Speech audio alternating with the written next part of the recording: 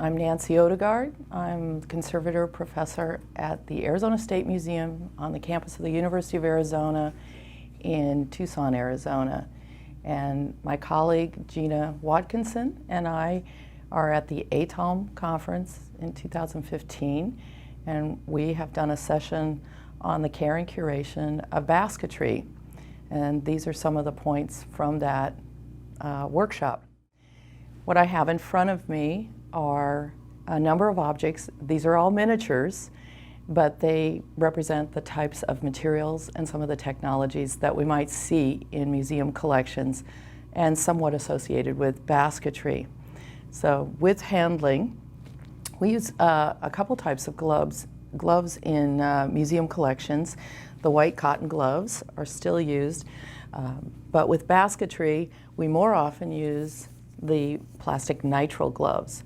So I'm going to put them on, and it makes it a little easier to not transfer dust and dirt or debris, and makes it easier to handle many objects at a time. Now these are very tiny, but most objects that are large like this, you want to support from the base. You want to avoid picking up by the handle, and you want to use two hands.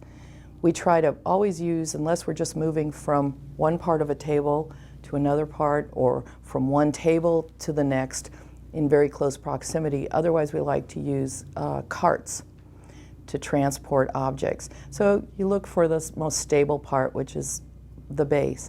It's very important to wear gloves if there's metals or there's corrosion products, like the items right here. And if there's items that have a handle, we try to avoid picking those up by the handle or by the rim. And so again, kind of cradling at the base shoulder with two hands, which would be about like this on a big item, or maybe like this. Now a very, very giant item that has a lot of weight or a lot of size should always have two people with it. So it's fairly straightforward. Items like the basketry that have a bit of a rough surface, or that's why we like the plastic gloves a little bit better. If there's a lot of attachments of beadwork, tinklers, feathers, it can be useful to use a box or a tray. And we can gently then pick up an object and set it in the tray and carry it to avoid losing any parts.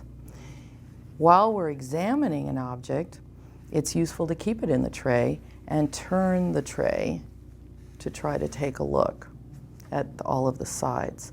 This can be helpful too when we have larger objects and we just use a piece of foam or a piece of card. We can set the object right on the middle and then look at it by turning this way and avoid a lot of the handling.